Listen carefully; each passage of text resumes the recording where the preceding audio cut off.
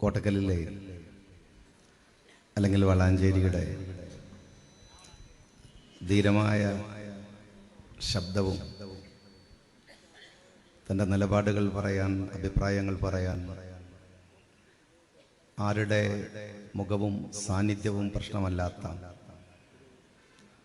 ധീരതയുടെ പര്യായമായിരുന്നു നമ്മളുടെ അബൂ യൂസുഫ് ഗുരികൾ. അള്ളാഹു അദ്ദേഹത്തിന് മഅഫ്റത്തും മർഹമത്തും പ്രദാനം ചെയ്യുമാറാവട്ടെ. അദ്ദേഹത്തിൻ്റെ ഓർമ്മകൾ നിറഞ്ഞു നിൽക്കുന്ന ഒരു നഗരിയിലാണ് നമ്മൾ നിൽക്കുന്നത്. എൻ്റെ പ്രിയപ്പെട്ട അനുജന്മാർ ഷരീഫും അതുപോലെ തന്നെ മുസ്തഫയും ബാവയും ഗുലാം ഫസലും അടങ്ങുന്ന നേതാക്കന്മാർ, യൂത്ത് ലീഗിൻ്റെ നേതാക്കന്മാർ നയിക്കുന്ന ജാഥയിൽ രണ്ടാമത്തെ ദിവസമാണ് വീണ്ടും പങ്കെടുക്കാൻ എനിക്ക് ഭാഗ്യമുണ്ടാകുന്നത്.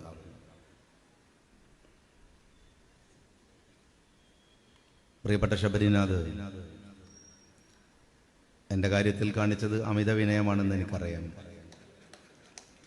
കഴിഞ്ഞ നിയമസഭയിലെ ഞങ്ങളുടെയൊക്കെ തൊട്ടു ജൂനിയർ ആണെങ്കിലും വളരെ അസൂയയോടെ,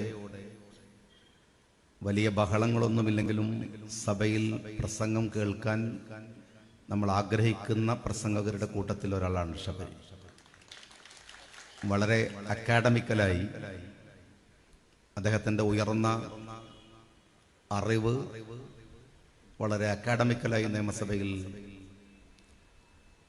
അദ്ദേഹം അവതരിപ്പിക്കുന്നത് ഞങ്ങളൊക്കെ ശ്രദ്ധയോടെ കേൾക്കാറുണ്ട്. ഒരുപക്ഷെ മുഖ്യമന്ത്രിയുടെ പ്രത്യേക വാത്സല്യത്തിന് ഇരയായ അദ്ദേഹം ടാർഗറ്റ് ചെയ്യപ്പെട്ട് തോൽപ്പിക്കപ്പെട്ട കേരള നിയമസഭയുടെ നഷ്ടമാണ് എന്ന് എനിക്ക് ഉറപ്പിച്ചു പറയാൻ കഴിയുന്ന ആളാണ്. വളാഞ്ചേരിയിലെ യൂത്ത് ലീഗിൻ്റെ ഈ നിയോജക മണ്ഡലത്തിലെ യൂത്ത് ലീഗിന് ഈ പരിപാടിയിൽ അദ്ദേഹത്തിൻ്റെ സാന്നിധ്യം വലിയ സന്തോഷത്തോടു കൂടിയാണ് നമ്മൾ കാണുന്നത്. ആബിദ് ഹുസൈൻ തങ്ങൾ സംസാരിച്ചു കഴിഞ്ഞു. ഗഫൂറുണ്ട്, ബഷീറുണ്ട്, സലാമുണ്ട്. വേദിയിൽ എൻ്റെ സുഹൃത്തുക്കളുടെയും നേതാക്കന്മാരുടെയും ഒരു നിരയുണ്ട്. നിയോജകമണ്ഡലം മുസ്ലിം ലീഗിൻ്റെ പ്രസിഡന്റും സെക്രട്ടറിയും ഉണ്ട്. എല്ലാവരെയും, പ്രവർത്തകരെയും സുഹൃത്തുക്കളെയും ഞാൻ അഭിവാദ്യം ചെയ്യുകയാണ്. ഇന്നത്തെ പത്രത്തിൻ്റെയും തലവാർത്ത ഗാസയിൽ നിന്നുള്ള സങ്കടങ്ങളുടെ വാർത്തയാണ്. അമേരിക്ക ഇടപെടുന്നു എന്ന ഒരു പൊയ് വർത്തമാനവും ഇന്ന് മനോരമയുടെ ഹെഡിങ് ആയിട്ടുണ്ട്. ശക്തമായ പോരാട്ടം നടത്തുന്നു എന്ന വ്യാജേന നഷ്ടങ്ങളുടെ കണക്ക് ലോകത്തിന്റെ മുമ്പിൽ മറച്ചുവെക്കാൻ ഇസ്രായേൽ ദുരഭിമാനം കാണിക്കുകയാണ്. ഗാസയിലെ മനുഷ്യർക്കുമേൽ ഇസ്രായേൽ നടത്തുന്ന പോരാട്ടങ്ങളുടെ ഒരു മറുഭാഗവും ലോകത്തുണ്ട്. അത് ലോകത്തിന്റെ ഒരു സാംസ്കാരികമായ, മാനുഷികമായ പ്രതിരോധമാണ്. ബില്യൺ കണക്കിന് ഡോളറുകളാണ് ഇസ്രായേലിന്റെ വ്യാവസായിക സംരംഭങ്ങളിൽ നഷ്ടപ്പെട്ടുകൊണ്ടിരിക്കുന്നത്. സ്റ്റാർബക്സിന് മാത്രം നഷ്ടപ്പെട്ടിരിക്കുന്നത് കോടാനുകോടി രൂപയാണെന്ന് മിനിഞ്ഞാന്നവരുടെ സാമ്പത്തിക കണക്കുകൾ പറയുന്നു.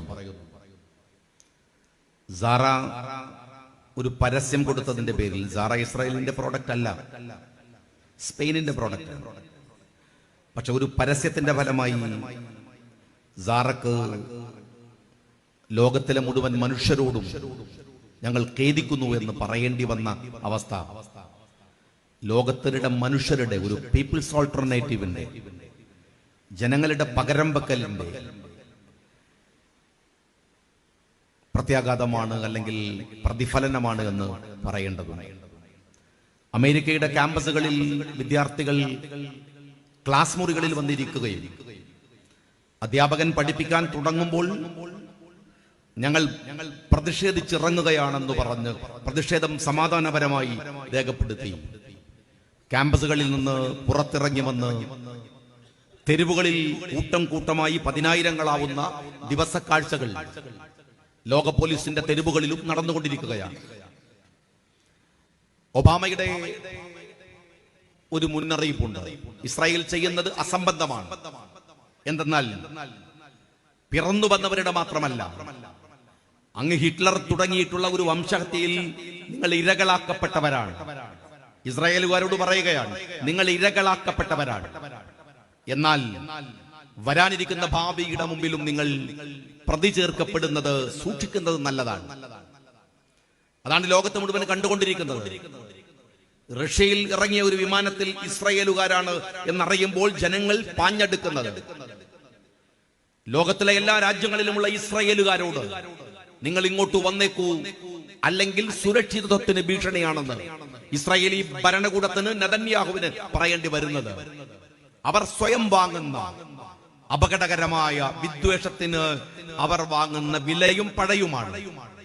അതുകൊണ്ട് ജനങ്ങളുടെ ഒരു പ്രതിരോധത്തിന്റെ രാഷ്ട്രീയത്തെ, ഗാന്ധിജി പഠിപ്പിച്ച ബഹിഷ്കരണത്തിന്റെ ആയുധ സമാനമായ രാഷ്ട്രീയത്തെ നിങ്ങളെല്ലാവരും നിങ്ങളുടെ തെരുവുകളിൽ, നിങ്ങളുടെ പർച്ചേസുകളിൽ, നിങ്ങളുടെ വിദേശ യാത്രകൾക്കിടയിൽ ഒക്കെയും സമാധാനപരമായി ഈ ലോകത്തിലെ ജനത ഇസ്രായേലികൾക്കെതിരെ നടത്തുന്ന സമരത്തിൽ നിങ്ങളെല്ലാവരും പങ്കാളികളാകണമെന്ന് ഞാൻ സ്നേഹപൂർവ്വം നിങ്ങളോട് പറയുകയാണ്.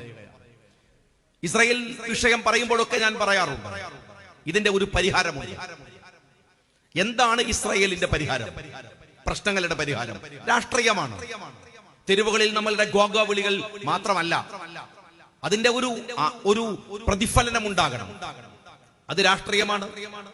ഇസ്രായേലിൽ ഗാസയിൽ മനുഷ്യരെ ഭീകരമായി ആക്രമിക്കുമ്പോൾ അവിടെ ഇന്ത്യയുടെ പ്രാതിനിധ്യം ഉണ്ടായിരുന്നു. ആരുടെ കൂടെ? ഫലസ്തീനികളുടെ കൂടെ, അവിടുത്തെ മനുഷ്യരുടെ കൂടെ.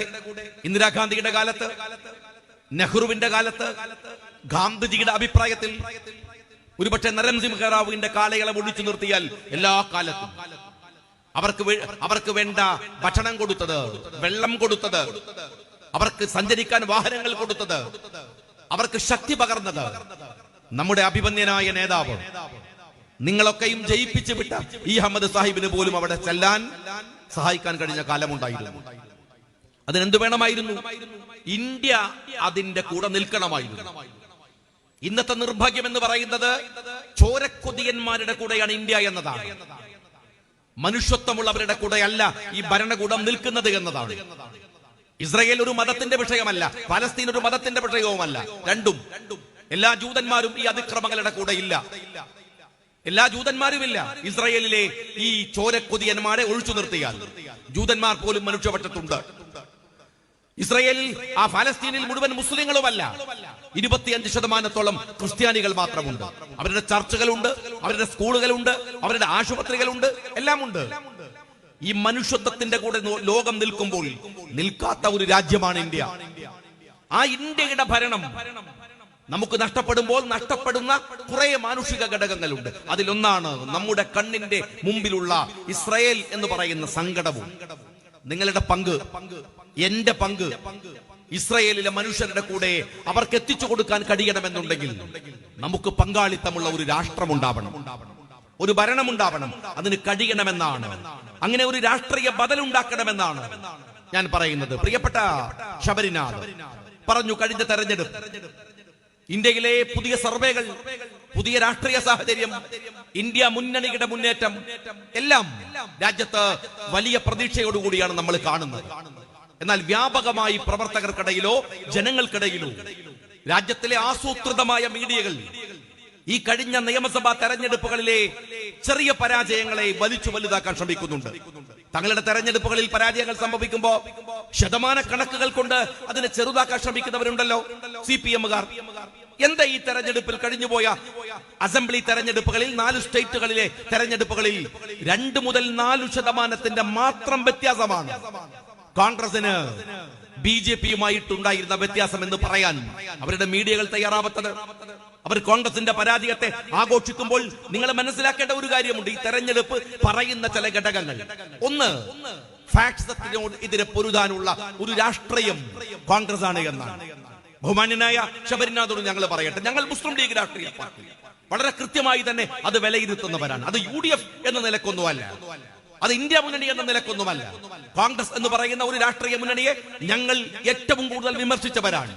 വരുന്ന ഭാവിയിൽ കോൺഗ്രസിന് വരുന്ന എന്ത് അപരാധത്തെയും ജനാധിപത്യപരമായി ചങ്കൂറ്റത്തെ ചൂണ്ടിക്കാണിക്കാൻ ഇന്ത്യൻ യൂണിയൻ മുസ്ലിം ലീഗ് മുൻപന്തിയിൽ ഉണ്ടാവുകയും ചെയ്യും. പക്ഷെ ഉണ്ടാകുമ്പോഴും ഇന്ത്യ രാജ്യത്ത് കോൺഗ്രസ് എന്ന് പറയുന്ന രാഷ്ട്രീയ മതേതര പാർട്ടിക്കാണ് ഇന്ന് BJP-യോട് ശക്തമായി നേരിടാനുള്ള ആർജവവും കരുത്തുമുള്ളത് എന്ന തിരിച്ചറിവ്. അതാണ് ഈ തെരഞ്ഞെടുപ്പ് കൊടുക്കുന്നത്. ബദൽ കോൺഗ്രസ് തന്നെയാണ് ഇന്ത്യ രാജ്യത്ത്. അത് തന്നെയാണ് ലീഗ് രാഷ്ട്രീയ പാർട്ടി പറയുന്നത്. പരിഹസിക്കുന്നവരോട് ഞാൻ ചോദിക്കട്ടെ, കോൺഗ്രസ് മത്സരിച്ചത് കുറച്ച് BJP സ്ഥാനാർത്ഥികളോട് മാത്രമാണോ? അല്ല. ഏറ്റവും വലിയ പണാധിപത്യത്തോട്, അധികാരത്തോട്, മീഡിയയോട്, ഫേക്ക് മീഡിയയോട്, ഡീപ്പ് ഫേക്ക് മീഡിയയോട്, സോഷ്യൽ മീഡിയയോട്, മതം കൈകളിൽ വെച്ച് അതിനെ ആയുധമാക്കുന്ന അതിന്റെ ആളുകളോട്, അവരോടാണ് കോൺഗ്രസ് ഈ തെരഞ്ഞെടുപ്പിൽ മത്സരിച്ചത്. കമൽനാഥിനെ പോലെയുള്ള വലിയ നേതാക്കന്മാര് പറഞ്ഞു EVM മെഷീൻ, അതിനകത്ത് കള്ളക്കളി നടന്നു. എല്ലാത്തിനോടും മത്സരിച്ചിട്ടാണ് 2 മുതൽ 3, 4% വരെയുള്ള വ്യത്യാസത്തിൽ മാത്രം നിൽക്കാൻ കഴിഞ്ഞത്. തോൽക്കുകയായിരുന്നില്ല.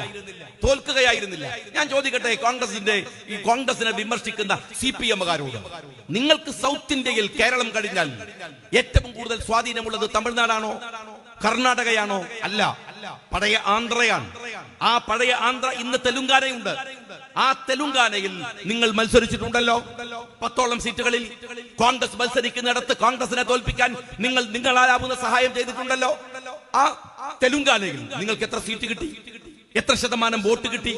എന്തേ ദേശാഭിമാനി തെലുങ്കാനയിലെ തെരഞ്ഞെടുപ്പിലെ CPM-ന്റെ പങ്കും തോൽവിയും നിങ്ങൾ വിലയിരുത്തുന്നില്ല? എന്തേ വിലയിരുത്താത്തത്?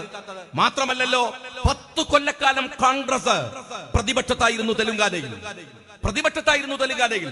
ആ പ്രതിപക്ഷത്ത് നിങ്ങൾ ഇരുന്നു. ഇവിടെ നിന്ന് കാശ്മീരിൽ രാഹുൽ ഗാന്ധിയുടെ ജാഥ സമാപിക്കുകയാണ്. ഈ കേരളത്തിൽ നിന്ന് ജാഥ ആരംഭിച്ചു. നിങ്ങളുടെ മലപ്പുറത്ത് നിന്ന് EM ശങ്കര നമ്പൂതിരിപ്പാടിന്റെ ജന്മനാട്ടിലൂടെ രാഹുൽ ഗാന്ധി ഇരു കൈകളും വീശി പാർട്ടി ഓഫീസിൽ ഇരിക്കുന്ന CPM-കാരനെ കൈവീശി ഇങ്ങനെ അഭിവാദ്യം ചെയ്തു പോകുമ്പോൾ ആ ആഫീസിന്റെ മുകളിൽ കെട്ടിയ പോസ്റ്റർ രാഹുൽ ഗാന്ധിയെ പരിഹസിക്കുന്നതായിരുന്നു. 4500 കിലോമീറ്റർ എങ്ങനെയാണ് ഇവൻ നടക്കുക എന്ന് പരിഹസിച്ചവരായിരുന്നു നിങ്ങൾ. പക്ഷെ ആ മനുഷ്യൻ നടന്നു. ഇന്ത്യയുടെ തെരുവുകളിൽ നടന്ന് പകുതിയായപ്പോൾ അയാൾ പറഞ്ഞ ഒരു കാര്യമുണ്ട്. ഈ രാജ്യം വിദ്വേഷത്തിന്റെ ഒരു തെരുവാണ്. യൂത്ത് ലീഗുകാരൻ ഇന്ന് വിദ്വേഷത്തിന്റെ മുദ്രാവാക്യം വിളിക്കുന്നത് പോലെ അന്ന് പറഞ്ഞു ആ മനുഷ്യൻ, ഇന്ത്യയുടെ യാത്രയുടെ പകുതി എത്തിയപ്പോൾ ഞാൻ സഞ്ചരിക്കുന്നത് ഒരു വിദ്വേഷത്തിന്റെ തെരുവിലാണ്. ഈ തെരുവിൽ സ്നേഹത്തിന്റെ കട തുറക്കാൻ ഞങ്ങൾ വരുന്നു എന്ന്. ജാഥ അവസാനം തുടങ്ങിയ ജാഥ, ഇവരൊക്കെ പരിഹസിച്ചു തുടങ്ങിയ ജാഥ അവസാനിക്കുന്നത് ഇന്ത്യയുടെ ഹൃദയത്തെ കയ്യിലെടുത്തുകൊണ്ടാണ്. കാശ്മീരിൽ നിന്ന് മഞ്ഞിങ്ങനെ വീണുകൊണ്ടിരിക്കുമ്പോൾ ഒരു രോമത്തൊപ്പി ധരിച്ച് ആ ചെറുപ്പക്കാരൻ ഇന്ത്യയെ അഭിസംബോധന ചെയ്യുന്ന സമയത്ത് നിങ്ങൾക്ക് ഓർമ്മയുണ്ടോ? ആന്ധ്രയിൽ, തെലുങ്കാനയിൽ കേരളത്തിന്റെ മുഖ്യമന്ത്രി പിണറായി വിജയൻ അന്നേ ദിവസം അതേ സമയം യോഗം ചേർന്നു. ആ യോഗത്തിൽ ഉണ്ടായിരുന്നത് ഒന്ന് KCR ആണ്, ഒന്ന് കേരളത്തിന്റെ മുഖ്യമന്ത്രി പിണറായി വിജയനാണ്. മറ്റ് 2 മുഖ്യമന്ത്രിമാർ ആം ആദ്മി പാർട്ടിയുടെ 2 മുഖ്യമന്ത്രിമാരാണ്. എന്തിന്? കോൺഗ്രസിനും BJP-ക്കും ബദലുണ്ടാക്കുന്ന പ്രതിപക്ഷമെന്ന് നുണ പറയാൻ പിണറായി വിജയന്റെ കൂടെ. പക്ഷെ ഇന്ന് ആം ആദ്മി പാർട്ടിയില്ല. അവർ ഇന്ത്യ മുന്നണിയിലേക്ക് വന്നു. അതിന്റെ നേതൃപദങ്ങളിലേക്ക് അവർ വന്നു. മുഖ്യമന്ത്രി പോയി കണ്ട അവിടുത്തെ അന്നത്തെ മുഖ്യമന്ത്രി പോയി പ്രത്യേകിച്ച് ആശീർവദിച്ചു കണ്ട് അദ്ദേഹം അഭിവാദ്യം ചെയ്തിരുന്ന തെലുങ്കാനയിലെ KCR-ഓ അയാൾക്ക് ഭരണവും പോയി. അത് ഉറപ്പാണ്. മാൻഡ്രേക്കിനെ കണ്ടാൽ പിന്നെ പോയിട്ടില്ലെങ്കിൽ അത്ഭുതമുള്ളൂ. അതോടുകൂടി അയാളുടെ ഭരണവും പോയി. 10 കൊല്ലം, ആ 10 കൊല്ലത്തെ ഭരണം ഭരിച്ചിടത്ത് കോൺഗ്രസ് തിരിച്ചു വന്നു. ഞാൻ CPM-കാരോട് ചോദിക്കുന്നത്, തെലുങ്കാനയിൽ കോൺഗ്രസ് തിരിച്ചു പിടിച്ചല്ലോ. ബംഗാളിൽ നിങ്ങൾ നോമിനേഷൻ കൊടുക്കാൻ കഴിയോ? നിങ്ങൾക്ക് ത്രിപുരയിൽ നിങ്ങൾക്ക് നോമിനേഷൻ കൊടുക്കാൻ കഴിയോ? എന്തേ നിങ്ങൾക്ക് അങ്ങനെ കൊടുക്കാനാവാത്തത് എന്നും, എന്തേ നിങ്ങൾ ദുർബലമെന്ന് പറയുന്ന, അടുക്കില്ല, ചിട്ടയില്ല, എന്താണ് ഒരു സംവിധാന രീതികളുമില്ല എന്ന് പറയുന്ന കോൺഗ്രസ് പിന്നെയും തെലുങ്കാനയിൽ 10 കൊല്ലത്തിന് ശേഷം തിരിച്ചു വരുന്നത്, അത് ജനാധിപത്യം എന്താണ് എന്ന് നിങ്ങൾക്ക് അറിയാത്തത് കൊണ്ടാണ്. ജനാധിപത്യത്തിൽ അഭിപ്രായം പറയുന്ന സ്വാതന്ത്ര്യത്തിന്റെ വില നിങ്ങൾക്കറിയാത്തത് കൊണ്ടാണ്. കർണാടകയിൽ കോൺഗ്രസിന് ഒരേപോലെ നിൽക്കാവുന്ന 2 നേതൃത്വമുണ്ട്. ഒന്ന് DK ശിവകുമാറാണ്, ഒന്ന് ഇന്നത്തെ മുഖ്യമന്ത്രിയാണ്. അല്ലേ? 2 പേർ. അവരിൽ ആര് മുഖ്യമന്ത്രിയാവണം? ഒരു പാർട്ടി ആലോചിക്കണ്ടേ? ചെറിയ ജയമാണോ? 82% ഹിന്ദുക്കളുള്ള ഒരു സ്റ്റേറ്റിനെ കോൺഗ്രസ് പിടിച്ചെടുത്തിരിക്കുന്നു. BJP തറ പറ്റിച്ചിരിക്കുന്നു. ആരെ തെരഞ്ഞെടുക്കണം? ചർച്ചകൾ ഉണ്ടാവില്ലേ? ആലോചിക്കാൻ സമയമെടുക്കില്ലേ? അതിനെ പരിഹസിച്ചു ഇവിടുത്തെ മീഡിയകൾ. ദേശാഭിമാനി കളിയാക്കി. സോഷ്യൽ മീഡിയയിൽ ഡിവൈഎഫ്ഐക്കാരൻ മുഴുവൻ എടുത്തിട്ടലക്കുകയായിരുന്നു കോൺഗ്രസിനെ. മുഖ്യമന്ത്രിയെ കണ്ടെത്താൻ പറ്റുന്നില്ല. ഞാൻ ചോദിക്കട്ടെ, CPM-കാരാ അവിടെ മുഖ്യമന്ത്രി വന്നു, ഭരണവും തുടങ്ങി. പ്രതിപക്ഷ നേതാവിനെ തെരഞ്ഞെടുക്കുന്നത് കഴിഞ്ഞ മാസമാണ്. ആർക്ക്? BJP. നിങ്ങൾ അവരെ കളിയാക്കിയില്ല, നിങ്ങൾ അവരെ പരിഹസിക്കാൻ പോയില്ല, നിങ്ങൾ അവർക്കെതിരെ എന്തെങ്കിലും ഒന്ന് പറയാൻ പോയില്ല. രാജസ്ഥാനിൽ മുഖ്യമന്ത്രിയെ തെരഞ്ഞെടുക്കാൻ, മധ്യപ്രദേശിൽ മുഖ്യമന്ത്രിയെ തെരഞ്ഞെടുക്കാൻ BJP-കാരൻ വിയർക്കുന്നത് ഇവിടുത്തെ CPM-കാരൻ കണ്ടു. പക്ഷേ ഒരു കമന്റ് പോലും നിങ്ങൾ എവിടെയും ഉണ്ടാക്കിയില്ല, പറഞ്ഞില്ല. ഇല്ലേ? നിങ്ങൾക്ക് നിങ്ങളുടെ രസം എന്താണ്? BJP-യേക്കാൾ കൂടുതൽ കോൺഗ്രസുകാരന്റെ പതനത്തിന് ആഗ്രഹിക്കുന്ന നിങ്ങളുടെ മനോവികാരത്തിന്റെ പേരെന്താണ്? നിങ്ങളൊന്ന് പറഞ്ഞേ. ഈ പോരാട്ടത്തിൽ ജയിച്ചില്ലേ CPM-കാരൻ? നമ്മള് ഇന്ത്യ മുന്നണിയിൽ നിങ്ങൾ ഉണ്ടെന്ന് പറയുന്നു, ഏകോപന സമിതിയിൽ നിങ്ങൾ ഇല്ല. എന്നാലും ചോദിക്കട്ടെ, BJP തകരണമെന്ന് നിങ്ങൾ ആഗ്രഹിക്കുന്നുണ്ടെങ്കിൽ ഞാൻ ചോദിക്കുന്നത്, സൗത്ത് ഇന്ത്യ BJP മുക്തമായി കഴിഞ്ഞു. അത് തെലുങ്കാന വരുന്നതോടുകൂടെ സൗത്ത് ഇന്ത്യ BJP പോയി. BJP ഇപ്പോൾ സൗത്ത് ഇന്ത്യയിലില്ല. രണ്ടാമത്തെ പ്രതീക്ഷ എന്താണെന്ന് അറിയുമോ? ഇന്ത്യയിലെ ഏറ്റവും വലിയ സ്റ്റേറ്റുകൾ എന്ന് പറയാവുന്ന കർണാടക പിടിച്ചെടുത്തു, BJP-യുടെ വേരറുത്തു. ഇതാ ബീഹാറിൽ നമ്മൾ നേരത്തെ പറഞ്ഞിരുന്ന നിതീഷ് കുമാർ അടക്കം ലാലുവിന്റെ കൂടെയാണ്, ലാലു പ്രസാദിന്റെ മുന്നണിയിലാണ്, ഒരുമിച്ചാണ്. ആ ബീഹാറിൽ പുതിയ പ്രതീക്ഷയുണ്ട്. മഹാരാഷ്ട്ര, ഞാൻ കഴിഞ്ഞ ഒരാഴ്ച മുമ്പ് മഹാരാഷ്ട്രയിൽ നമ്മളുടെ പ്രവർത്തകന്മാരുടെ വിളിച്ച ഒരു പരിപാടിയിൽ ബോംബെയിൽ ഉണ്ടായിരുന്നു. അവിടുത്തെ ആളുകൾ മുഴുവൻ പറയുന്നത്, മീഡിയ മുഴുവൻ പറയുന്നത്, ഉദ്ധവ് താക്കറെയുടെ നേതൃത്വത്തിലുള്ള ഒരു ജനകീയ മുന്നണി അവിടെ വരാൻ പോകുന്നു എന്നാണ്. മഹാരാഷ്ട്രയിൽ പ്രതീക്ഷയുണ്ട്. ഉത്തർപ്രദേശ്, നിങ്ങൾ അവിടുത്തെ രാഷ്ട്രീയത്തെ, ഇവിടുത്തെ ഇന്ത്യ മുന്നണിയിലെ കക്ഷികൾ, ആം ആദ്മി പാർട്ടി, അതുപോലെ തന്നെ മമതാ ബാനർജി, അങ്ങനെ എണ്ണിയാൽ ഇന്ത്യ മുന്നണിക്കകത്തുള്ള രാഷ്ട്രീയ കക്ഷികൾ ഒരുമിച്ചു നിൽക്കാൻ കഴിഞ്ഞാൽ, ഒരുമയോടുകൂടി നിൽക്കാൻ കഴിഞ്ഞാൽ ഒരു വിഷയമല്ല അടുത്ത 2024 തെരഞ്ഞെടുപ്പ്. നോർത്ത് ഈസ്റ്റ് നിങ്ങൾ പരിശോധിച്ചു നോക്ക്. മിസോറാം നമുക്കറിയാം എന്താണ് മിസോറാമിൽ നടക്കുന്നത് എന്ന്, എന്താണ് മണിപ്പൂരിലെ കലാപത്തിന്റെ അനന്തര ഫലമെന്ന്, എന്താണ് ആസാം എന്ന്. ഒരു പാഠം ഇവിടെയുണ്ട്. ആ പാഠം ലീഗും പഠിക്കേണ്ടതാണ്, കോൺഗ്രസും പഠിക്കേണ്ടതാണ്, ഇന്ത്യ മുന്നണിയിലെ മുഴുവൻ ഘടക കക്ഷികളും പഠിക്കേണ്ടതാണ് ഈ തെരഞ്ഞെടുപ്പ് കൊണ്ട്. എന്താണെന്ന് അറിയുമോ? ഇന്ത്യ മുന്നണിയുടെ ഘടക കക്ഷികൾ പരസ്പര ധാരണയോടെ അവർ മത്സരിക്കുന്നിടത്ത് അവരെ ജയിപ്പിക്കാൻ മറ്റുള്ളവർ പോയി നോമിനേഷൻ കൊടുത്ത് പാരവെക്കാതിരിക്കുക. പരമാവധി കോൺഗ്രസിന്റെ, ഇന്ത്യ മുന്നണി അംഗങ്ങളുടെ വോട്ടുകളെ ഒരു പെട്ടിയിലാക്കാൻ എല്ലാവരും ചേർന്ന് പരിശ്രമിക്കുക. ആ ഉത്തരവാദിത്തം എല്ലാവർക്കും ഉണ്ട്. ആ ഉത്തരവാദിത്തം നിർവഹിക്കണം. ഞങ്ങൾ ചോദിച്ച ഒരു ചോദ്യമുണ്ട്. ഇന്ത്യ മുന്നണിയോട് BJP തകരണമെന്ന് അല്പമെങ്കിലും ആഗ്രഹം പിണറായി വിജയനുണ്ടെങ്കിൽ നിങ്ങൾ പൊന്നാനിയിൽ സ്ഥാനാർത്ഥിയെ വെക്കേണ്ട എന്ന് ഞങ്ങൾ പറയുന്നില്ല. നിങ്ങൾ മഞ്ചേരിയിൽ, മലപ്പുറത്ത് വെക്കേണ്ട എന്ന് ഞങ്ങൾ പറയുന്നില്ല. പക്ഷെ കേരളത്തിൽ രാഹുൽ ഗാന്ധി മത്സരിക്കുമ്പോ, ശശി തരൂർ മത്സരിക്കുമ്പോ, ഇന്ത്യ മുന്നണിയുടെ അമരക്കാർ എന്ന് പറയുന്ന രണ്ടുപേരെ ഒഴിച്ചു നിർത്തി 18 സ്ഥലങ്ങളിൽ 20ലും തോക്കാനല്ലേ നോമിനേഷൻ കൊടുക്കുന്നത്. എന്നാൽ 18 ഞങ്ങൾ മത്സരിക്കുമെന്ന് പറയാനുള്ള നട്ടല് BJP വിരുദ്ധ രാഷ്ട്രീയക്കാരന്റെ നടുപ്പുറത്തുണ്ടോ എന്നാണ്. അതിനർത്ഥം എന്തെന്നറിയുമോ? നിങ്ങൾ കോൺഗ്രസിന്റെ എണ്ണം കുറക്കുകയാണ് ലക്ഷ്യം. അതാണ് നിങ്ങളുടെ ലക്ഷ്യം. ഇന്ത്യയിൽ കോൺഗ്രസ് ഇല്ലാത്ത ഇന്ത്യ BJP-യുടെ ലക്ഷ്യമാണ്. കോൺഗ്രസ് ഇല്ലാത്ത കേരളം BJP-യുടെ ലക്ഷ്യമാണ്. ആ ലക്ഷ്യത്തിന് ആക്കം കൂട്ടുകയാണ് CPM-കാരാ നിങ്ങൾ ഈ തെരഞ്ഞെടുപ്പിൽ ചെയ്യുന്നത്. അതുകൊണ്ട് ഞാൻ ജനങ്ങളോട് പറയട്ടെ, അനാവശ്യമായി CPM ഒരു പ്രതീക്ഷയാണെന്ന് വിചാരിക്കുകയേ വേണ്ട. CPM ഒരു പ്രതീക്ഷയെന്ന് തെറ്റിദ്ധരിക്കുക പോലും വേണ്ട. സ്വപ്നത്തിൽ പോലും ഇവര് പറയുന്നത് സത്യമാണെന്ന് വിചാരിക്കരുത്. കാരണം ഇതുപോലെ നുണയന്മാർ, ഇതുപോലെ ചതിയന്മാർ, ഇതുപോലെ കള്ളത്തരം പറയുന്നവർ ഒരുപക്ഷെ ഇന്ത്യൻ രാഷ്ട്രീയത്തിൽ എന്നല്ല, ലോക രാഷ്ട്രീയത്തിൽ വേറെ ഉണ്ടാവില്ല. കമ്മ്യൂണിസം അതാണ്, മാർക്സിസം അതാണ്. അവർ പറ്റിക്കുകയാണ്. CPM-കാർ നിരന്തരമായി നമ്മെ പറഞ്ഞു പറ്റിക്കുകയാണ്.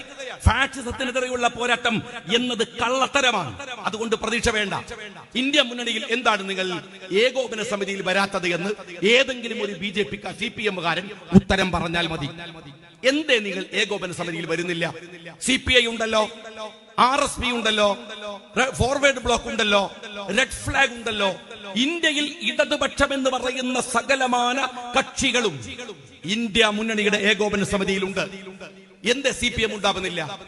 നിങ്ങൾ മുന്നണിയിലുണ്ടെന്ന് പറയുന്നു. മുന്നണി അതിന് മറുപടി പറഞ്ഞ CPI ആണ്. ഇതൊരു മുന്നണിയല്ല, ഇതൊരു സഖ്യമാണ്. ഇതൊരു സഖ്യമാണ്. സഖ്യമെങ്കിൽ നിങ്ങൾ ഇന്ത്യ മുന്നണിയുടെ ഏകോപന സമിതിയിൽ ഉണ്ടാവണം. എങ്ങനെയാണ് കേരളത്തിന്റെ മുഖ്യമന്ത്രി പിണറായി വിജയന് ഇന്ത്യ മുന്നണിയുടെ ഏകോപന സമിതിയിൽ വരാനാവുക? ആവില്ല. എന്താ കാര്യം എന്നറിയുമോ? ദേവഗൌഡ പറഞ്ഞിട്ടുണ്ട്, ഞങ്ങൾ കർണാടകയിൽ കോൺഗ്രസിനെ തോൽപ്പിക്കാൻ, രാഷ്ട്രീയ സഖ്യമുണ്ടാക്കാൻ BJPയുടെ കൂടെ ചേർന്നത് കേരളത്തിന്റെ മുഖ്യമന്ത്രി പിണറായി വിജയന്റെ BJP നേതൃത്വവുമായുള്ള വ്യക്തിബന്ധത്തിന്റെയും സഹായത്തോടും കൂടിയാണ്. ഞാനല്ല പറയണത്, കോൺഗ്രസ് അല്ല പറയുന്നത് മുൻ ഇന്ത്യയുടെ പ്രധാനമന്ത്രിയാണ്. കർണാടകയിൽ ഇത്തവണ അതിഗംഭീരമായി കോൺഗ്രസ് ജയിച്ച, നിങ്ങൾ മനസ്സിലാക്കണം, അവിടെ ഹിജാബിനെതിരെ വലിയ സമരങ്ങൾ നടത്തിയ, മുസ്ലിങ്ങളെ നിരന്തരമായി സാംസ്കാരിക വേട്ടയാടലുകൾ നടത്തിയ എത്ര ശതമാനം മുസ്ലിങ്ങൾ അവിടെ ഉണ്ട്? ചെറിയ ശതമാനം അല്ലേ? എന്നിട്ടും അവരെ വിടാതെ വേട്ടയാടിയ അവിടുത്തെ BJPക്കാരനെ സഹായിക്കാൻ ഇവിടെ വന്ന് മുസ്ലിം പ്രേമം വിളമ്പുന്ന പിണറായി BJPയെ സഹായിച്ചു എന്ന് പറഞ്ഞത് ദേവഗൌഡയാണ്. ആ പിണറായി വിജയന് ഇന്ത്യ മുന്നണിയുടെ ഏകോപന സമിതിയിൽ വരൽ പ്രയാസകരമാണ്. കരുവന്നൂർ ബാങ്ക് ചെറിയ പ്രശ്നമാണ്. കരുവന്നൂർ ബാങ്ക് വലിയ പ്രശ്നമാണ്. ചെറിയ ഇഷ്യൂ അല്ല. പക്ഷേ ആ ബാങ്കിൽ ED കയറും. നമ്മൾ വിചാരിച്ചു ഇപ്പൊ പിടിക്കും, ED ഇറങ്ങും, പിന്നെ കുറച്ചു കഴിഞ്ഞാൽ പിന്നെയും കയറും, മൊയ്തീനെ പിടിക്കും, മറ്റേ വേറെ ആളെ പിടിക്കും. ഇത് മുഴുവൻ കള്ളത്തരാന്ന് പറയും, കോടികളുടെ വെട്ടിപ്പ് നാട്ടുകാരോട് പറയും, പിടിച്ചില്ല എന്ന രീതികളൊക്കെ ഉണ്ടാക്കും. പക്ഷെ നിങ്ങൾ ഉറപ്പിച്ചു വെച്ചോളൂ, തെരഞ്ഞെടുപ്പ് വരെ ED കരുവന്നൂർ ബാങ്കിൽ അതിന്റെ പ്രതികളെ പിടിക്കില്ല. കാര്യം എന്താണ്? ഒരു കാരണവശാലും ഇന്ത്യ മുന്നണിയിൽ CPM കക്ഷിയാവരുത്. അങ്ങനെ കക്ഷിയായാൽ തൊട്ടു പിറ്റേ ദിവസം ഈ വിടുവായത്തം പറയുന്ന കേരളത്തിന്റെ മുഖ്യമന്ത്രി പിണറായി വിജയനെ നിങ്ങൾ തിഹാർ ജയിലിൽ പോയി തെരയേണ്ടി വരുമെന്ന കാര്യത്തിൽ ഒരു സംശയവുമില്ല. അതിന് ഈ കരുവന്നൂർ ബാങ്ക് ഒന്നും വേണ്ട. ഇയാൾ കേരളത്തിന്റെ മന്ത്രിസഭയിൽ കാലുകുത്തിയത് മുതലുള്ള സകലമാന ചരിത്രങ്ങൾ എടുത്താൽ, അഴിമതി എടുത്താൽ അത് മാത്രം മതി. 38 തവണ സുപ്രീം കോടതി മാറ്റിവെച്ച ലവ്ലിൻ കേസ് മാത്രം മതി ഈ പിണറായി വിജയനെ കുടുക്കാൻ. പക്ഷേ BJP കുടുക്കില്ല, BJP പിടിക്കില്ല. കരുവന്നൂർ ബാങ്ക് അടക്കം വെച്ച് വിലപേശും. അതുള്ളിടത്തോളം കാലം ഇന്ത്യ മുന്നണിയുടെ ഘടകകക്ഷിയായി CPM ഉണ്ടാവില്ല. സ്വർണ്ണക്കടത്ത് നിങ്ങൾ ഓർത്ത് നോക്ക്. സ്വർണ്ണക്കടത്ത് ഒരു നിസ്സാരമായ കാര്യമല്ലെന്ന് ഈ കോട്ടക്കലുള്ളവർക്ക് അറിയാലോ, നിങ്ങൾക്ക് പ്രത്യേകിച്ച് അറിയാലോ. ED ഓഫീസിലൊക്കെ കയറി ഇറങ്ങിയ ആൾക്കാരൊക്കെ കൂടെ ഉണ്ടല്ലോ അല്ലേ? എല്ലാവർക്കും അറിയാലോ. ആ സ്വർണ്ണക്കടത്തിന് ഈ അടുത്തൊരു രസമുള്ള കാര്യം ഉണ്ടായല്ലോ. പാലക്കാട് ഒരു വില്ലേജ് അസിസ്റ്റന്റ് അയാളുടെ ബെഡ് പൊന്തിച്ചു നോക്കിയപ്പോ 1 കോടിയിലധികം രൂപ, 1 കോടിയിലധികം കൈക്കൂലി വാങ്ങിയത്. പിണറായി വിജയന് വലിയ രോഷമുണ്ടായി. എങ്ങനെ അയാൾ 1 കോടി ഞാൻ അറിയാൻ അങ്ങനെ അടിച്ചു മാറ്റിയതുള്ളതാണ് അദ്ദേഹത്തിന്റെ ദേഷ്യം. ഏതായാലും അദ്ദേഹത്തിന് ദേഷ്യം പിടിച്ചപ്പം പിണറായി വിജയൻ ഒരു സ്റ്റേറ്റ്മെന്റ് ഇറക്കി. ആരാണ് ഇതിന് ഉത്തരവാദി? ഒരു വില്ലേജ് അസിസ്റ്റന്റ് ഇങ്ങനെ 1.5 കോടി കൈക്കൂലി വാങ്ങണമെങ്കിൽ വില്ലേജ് ഓഫീസർ അറിയണ്ടേ എന്നാണ് ചോദ്യം. ഭയങ്കര ചോദ്യമല്ലേ, ഞെട്ടിപ്പോകുന്ന ചോദ്യമല്ലേ? എന്നാ കേരളത്തിന്റെ മുഖ്യമന്ത്രി പിണറായി വിജയനോട് ഞാൻ ചോദിക്കട്ടെ, സ്വർണ്ണക്കടത്തിൽ ശിവശങ്കരൻ ജയിലിൽ കിടന്നത് നിങ്ങളുടെ പ്രിൻസിപ്പൽ സെക്രട്ടറി അല്ലായിരുന്നു ശിവശങ്കരൻ? അപ്പൊ മുഖ്യമന്ത്രി അറിയണ്ടേ? അറിഞ്ഞോണ്ട് കട്ടു എന്ന് നിങ്ങൾ തന്നെയല്ലേ പറയുന്നത് അല്ലേ? ശിവശങ്കരൻ മുഖ്യമന്ത്രി പിണറായി വിജയന്റെ പ്രിൻസിപ്പൽ സെക്രട്ടറിയാണ്. അങ്ങനെയെങ്കിൽ പിണറായി വിജയൻ കാര്യം അറിയണമല്ലോ, തീർച്ചയായും അറിയണമല്ലോ. അദ്ദേഹം 2 തവണ ജയിലിൽ കിടന്നു. നിങ്ങൾ മനസ്സിലാക്കേണ്ടത്, ലൈഫ് മിഷന്റെ ചെയർമാൻ മുഖ്യമന്ത്രിയാണെങ്കിൽ അതിന്റെയും തൊട്ടടുത്ത സ്ഥാനത്തിലിരുന്നത് ഈ ശിവശങ്കറാണല്ലോ. വില്ലേജ് അസിസ്റ്റന്റ് കട്ടത് വില്ലേജ് ഓഫീസർ അറിയണമെങ്കിൽ പ്രിൻസിപ്പൽ സെക്രട്ടറി കട്ടത് മുഖ്യമന്ത്രി അറിയണ്ടേ? തീർച്ചയായും അറിയണ്ടേ? എന്തേ നിങ്ങൾ അതിനെക്കുറിച്ച് പറയാത്തത്? അതുകൊണ്ട് എങ്ങാനും ഇന്ത്യ മുന്നണിയുടെ ഘടകകക്ഷിയായാൽ ഉറപ്പാണ് നിങ്ങൾക്ക് സ്വർണ്ണക്കടത്തിൽ ജയിലിൽ പോകേണ്ടി വരും. കർണാടക നോക്കൂ നിങ്ങൾ, DK ശിവകുമാർ കടന്നത് തിഹാർ ജയിലിലാണ്. എന്തിന്? ED കൊണ്ടുപോയതാണ്. നിങ്ങൾ ആന്ധ്ര നോക്കൂ, തമിഴ്നാട് നോക്കൂ, എല്ലായിടത്തും BJP, അവരുടെ ED, അവരുടെ ഇൻകം ടാക്സ് എല്ലാവരും ഉണ്ട്. അവരുടെ താരപരിവേഷമുള്ള സ്റ്റാലിൻ മുഖ്യമന്ത്രിയെ പോലും 4 ദിവസം പീഡിപ്പിച്ചു. കേരള മുഖ്യമന്ത്രിയുടെ വീട്ടിന്റെ ഏഴയലത്ത് പോയില്ലെന്നല്ല, അവിടെ പോയില്ലെന്നല്ല, ഗഡ്കരിയെ കൊണ്ടുവന്ന് ക്ലിഫ് ഹൗസില് ഭക്ഷണം കൊടുത്ത് പോറ്റി ഈ മുഖ്യമന്ത്രിയുടെ മകളുണ്ടല്ലോ. എന്താ ഗഡ്കരിനെ വിളിക്കണ ഞങ്ങള്? ഗഡ്കരി അങ്കിൾ എന്നാണ് തേന ഒലിക്കുക. ഗഡ്കരി അങ്കിൾ ഉണ്ടല്ലോ, ആ ഗഡ്കരി അങ്കിള് മുഖ്യമന്ത്രിയുടെ ക്ലിഫ് ഹൗസിനകത്തായിരുന്നു ഫുഡ് കഴിച്ചത്. പിന്നെ എങ്ങനെ വരൂടോ ഇടി? പിന്നെ എങ്ങനെ വരും ഈ രാജ്യത്തെ നിങ്ങളെ പിടിക്കാൻ BJPയുടെ പോലീസ്? വരില്ല. കാര്യമെന്ത്? നിങ്ങൾ ഇന്ത്യ മുന്നണിയുടെ ഘടക കക്ഷിയായി ഉണ്ടാവില്ല. ULCC എന്ന് പറയുന്ന നിങ്ങളുടെ അദാനി, കേന്ദ്രത്തിലെ BJPക്ക് അദാനിയാണ് വലങ്കയെങ്കിൽ കേരളത്തിലെ മുഖ്യമന്ത്രിയുടെ വലങ്കൈ ULCC എന്ന് പറയുന്ന ഊരാലുങ്കലാണ്. ആ കാട്ടുകള്ള കച്ചവടത്തിന് നിങ്ങൾ നിൽക്കുന്നിടത്തോളം കാലം ഞാൻ ചോദിക്കട്ടെ, നിങ്ങൾക്ക് ഇന്ത്യ മുന്നണിയെ ബഹിഷ്കരിക്കുകയല്ലാതെ എന്താ വഴിയുള്ളത്? എന്നിട്ട് പറയാണ്, നിങ്ങൾ മനസ്സിലാക്കേണ്ട ഒരു കാര്യമുണ്ട്, ഇതൊക്കെ കഴിഞ്ഞിട്ട് ഇതെല്ലാം സംഭവിച്ചിട്ടും അറിയാത്ത പോലെ നിൽക്കുകയാണ്, വിടുവായത്തം പറയുകയാണ് കേരളത്തിന്റെ മുഖ്യമന്ത്രി. അദ്ദേഹത്തിന്റെ ഇപ്പോ നേരത്തെ പലരും പറഞ്ഞു ഒരു യാത്ര പോവാൻ. സത്യത്തിൽ ആ യാത്ര എന്തിനാണെന്ന് ആ യാത്രാ വണ്ടിയിലുള്ള 21 മന്ത്രിമാർക്ക് അറിയുമോ? എന്തിനാ യാത്ര? അറിയുമെങ്കിലും നിങ്ങൾ പറയുമോ? നിങ്ങൾ ധരിക്കുന്ന പോലെ ഈ യാത്ര ഇത്രയധികം നെഗറ്റീവിലൂടെ മാത്രം യാത്ര ചെയ്യുന്ന ഈ യാത്ര പിണറായി വിജയന് അബദ്ധമായിരുന്നു എന്ന് നിങ്ങൾ വിചാരിക്കുന്നുണ്ടോ? ഒരിക്കലും വിചാരിക്കരുത്. കാരണം അതിനേക്കാൾ വലിയ അബദ്ധമായി സംഭവിക്കുമായിരുന്ന മാസപ്പടിയുടെ വിവാദത്തെയാണ് വളരെ മനോഹരമായി പിണറായി വിജയൻ ഈ നവകേരള യാത്ര എന്ന കർട്ടനിട്ട് മറച്ചിരിക്കുന്നത്. യാത്രപ്പടിയുടെ ചർച്ച പോയി, ഇത് മാസപ്പടിയുടെ ചർച്ച പോയി.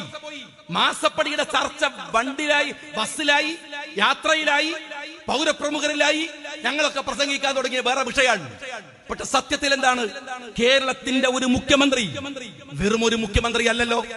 നിരവധി കൊല്ലം പാർട്ടിയുടെ സെക്രട്ടറിയായ മനുഷ്യൻ, CPMന്റെ തലമുതിർന്ന നേതാവ്.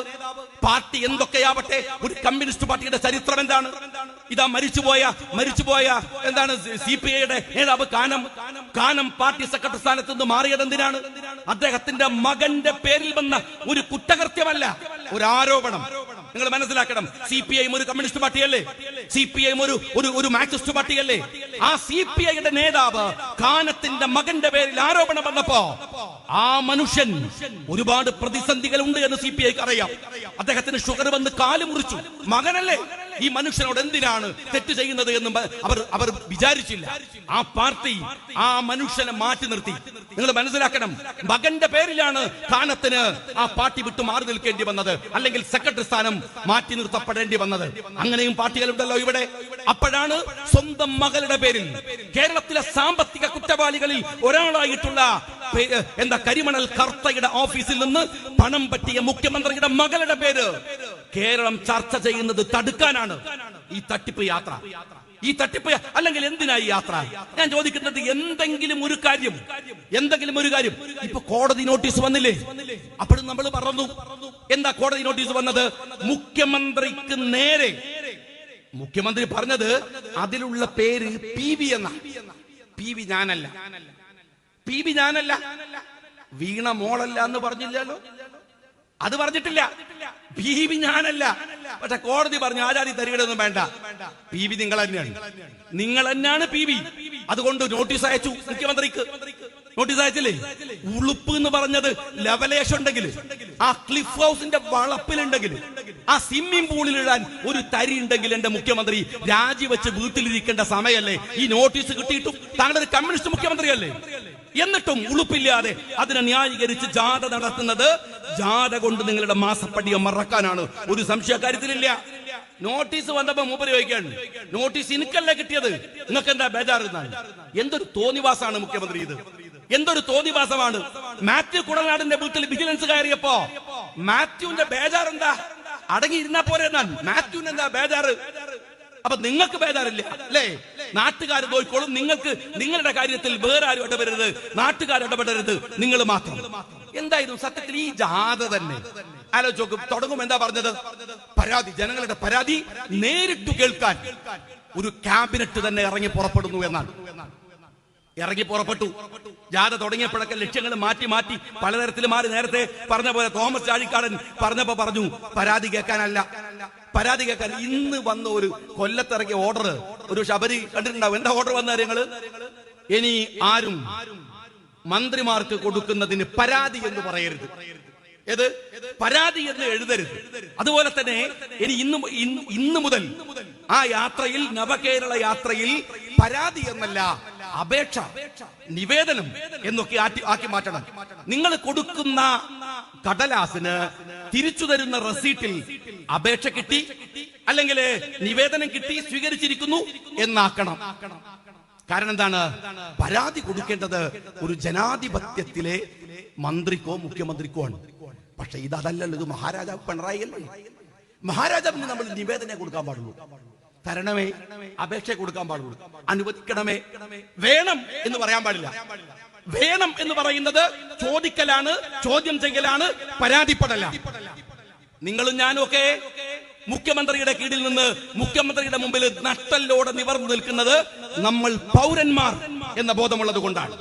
എന്നാൽ മുഖ്യമന്ത്രിയെ കാണുമ്പോ മുട്ടിലിഴഞ്ഞ് നട്ടല്ലു വളച്ചു നിൽക്കുന്ന ചാടിക്കാടിനടക്കമുള്ളവർ മഹാരാജാവും അവർ പ്രജകളുമാണ് എന്ന ബോധ്യം കൊണ്ടാണ്.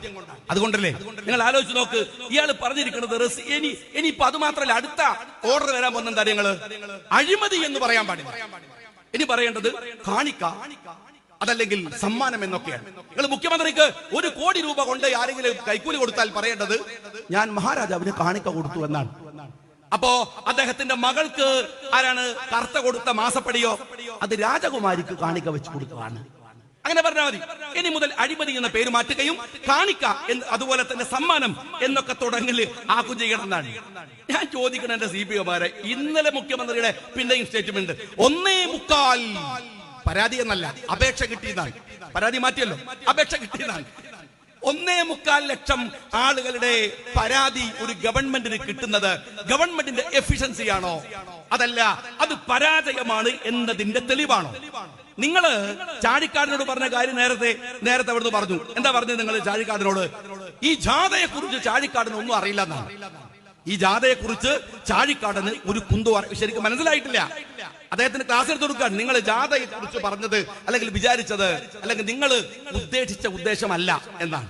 ബഹുമാനപ്പെട്ട മുഖ്യമന്ത്രിയോട് ഞാൻ പറയുന്നത് ചാഴിക്കാടന് മാത്രമല്ല, നമുക്ക് ആർക്കും മനസ്സിലായിട്ടില്ല. ചാഴിക്കാടൻ വിട്ടേക്ക്, നമ്മൾക്ക് ആർക്കും മനസ്സിലായിട്ടില്ല എന്താണ് ഈ ജാഥയുടെ ഉദ്ദേശം എന്ന് നിങ്ങൾ പറയോ? ഒരു ജാഥയിൽ, കേരളത്തിലെ ജാഥയുടെ പിറകിൽ പോകുന്ന വണ്ടികൾ നിങ്ങൾ ശ്രദ്ധിച്ചോ? ആ ടെമ്പോ വണ്ടികളിൽ കൊണ്ടുപോകുന്നത് വടിയാണ്, കല്ലാണ്. ഞാൻ ആരോപണം ഉന്നയിക്കാണ്. കേരളത്തിൽ ഈ പിണറായി വിജയന് പോയി പണിയെടുത്തു കൊടുക്കുന്ന പോലീസുകാരൻ അന്വേഷിക്കും, നോക്കാൻ പറ്റില്ലല്ലോ. ആ വണ്ടികളിൽ നിന്ന് വടികൾ വലിച്ചൂരിയാണ്. സമരം നടത്തുന്ന യൂത്ത് കോൺഗ്രസ് പ്രവർത്തകന്മാരെ, മറ്റ് ജനാധിപത്യ പ്രവർത്തകന്മാരെ നിങ്ങൾ തെരുവിൽ നേരിടുന്നത് നിങ്ങൾ മനസ്സിലാക്കണം. നിങ്ങൾ എന്തിനു വേണ്ടിയാണ് ഒന്ന് പരിശോധിച്ച് നോക്ക്. നിങ്ങൾ ഈ പോലീസുകാരൻ മെനഞ്ഞാന്നത്തെ അടിയുടെ ഒരു പ്രത്യേകതയുണ്ട്. അടിക്കുമ്പോ പോലീസുകാരന്റെ അടി നിങ്ങൾ എപ്പോഴും ശ്രദ്ധിച്ചിട്ടുണ്ടാകും. ഇങ്ങനെ ലാത്തി പിടിച്ച് ഇങ്ങനെയാണ് അടിക്കുക. നിങ്ങൾ ശ്രദ്ധിച്ചിട്ടുണ്ടാകും. ഒരു ഭാഗത്ത് നിന്ന് ഇങ്ങനെയാണ്, അതെവിടെയും നിങ്ങൾ കാണും. പോലീസുകാരന് കൊടുക്കുന്ന ട്രെയിനിങ് അങ്ങനെയാണ്, ഇങ്ങനെ അടിക്കുക. എന്താ കാര്യം? നമ്മുടെ ദേഹത്ത് കൊള്ളും, തൊടയിൽ കൊള്ളും, കാലിന് കൊള്ളും. ഒരു പോലീസുകാരനും ഒരു ട്രെയിനിങ്ങിന്റെ സമയത്തും ഇങ്ങനെ അടിക്കണമെന്ന് പഠിപ്പിക്കില്ല, ഒരിടത്തും അടിക്കില്ല. അങ്ങനെ അടിക്കുന്നവൻ കുറ്റവാളി മാത്രമല്ല, അവൻ ഭീകരനാണ്, വലിയ തരത്തിൽ അക്രമകാരിയാണ്, മനുഷ്യത്വമില്ലാത്തവനാണ്. ആ യൂത്ത് കോൺഗ്രസിന്റെ പ്രവർത്തകന്മാരെ അടിക്കുന്നത് നിങ്ങൾ ശ്രദ്ധിച്ചിട്ടുണ്ടാകും. അവരിങ്ങനെയാണ് അടിക്കുന്നത്. നേരെ മുകളിൽ നിന്ന് താഴോട്ട് തലക്കടിച്ച് തല പൊട്ടിച്ചു. എന്നിട്ട് ആ ക്രിമിനൽ ഉണ്ടല്ലോ, ആ പോലീസുകാരൻ ക്രിമിനൽ ഉണ്ടല്ലോ, അവൻ ഇന്ന് പോസ്റ്റ് ഇട്ടിരിക്കുന്നു, ഇനിയും റോട്ടിലേക്ക് ഞങ്ങൾ കാണിച്ചു തരാമെന്ന്. ഞാൻ വെല്ലുവിളിച്ചു പറയുന്നല്ല, ജനാധിപത്യത്തിന്റെ മര്യാദകളെ മറന്നിട്ട് പറയുന്നല്ല. പക്ഷെ ചെവിയിൽ നുള്ളി അവൻ കാത്തിരുന്നു. ആയുസോടെ ഞങ്ങളൊക്കെ ഉണ്ടെങ്കിൽ നിനക്ക് പണി തന്നിരിക്കുമെന്ന് നീ ഓർത്തോ?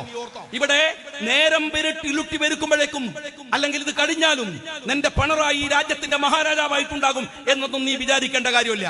പക്ഷെ ഒരു കാര്യം ഞാൻ നേതാക്കന്മാരോടും പറയാറുണ്ട്, അന്ന് സംയമനത്തിന്റെ പേരൊന്നും പറഞ്ഞ് ഒരുത്തനും വരരുത്. ഇത്തരം ആളുകളെ, ഇത്തരം തെമ്മാടിക്കൂട്ടങ്ങളെ, ഇത്തരം നെറികെട്ടവരെ കൈകാര്യം ചെയ്യേണ്ടത് ജനാധിപത്യത്തിന്റെ അന്തസ്സ് നിരക്കുന്നവനാണ്. അവൻ പോറ്റുന്നത്, അവന്റെ മക്കളെ പോറ്റുന്നത്, കുടുംബത്തെ പോറ്റുന്നത്, അവൻ അടികൊണ്ട് നിലത്ത് വീണ ആ യൂത്ത് കോൺഗ്രസുകാരന്റെ കുടുംബത്തിന്റെ നികുതി പണം കൊണ്ടാണ്. അവൻ ഓർമ്മയുണ്ടോ? അവന്റെ ഭാര്യയെ പോറ്റുന്നത്, അവന്റെ കുടുംബത്തെ പോറ്റുന്നത്, അവനിട്ട ഡ്രസ് ഉണ്ടല്ലോ, ആ ഡ്രസ്സിനകത്ത് പോലും ഈ നാട്ടിലെ നികുതി പണത്തിന്റെ വിഹിതമുണ്ട്.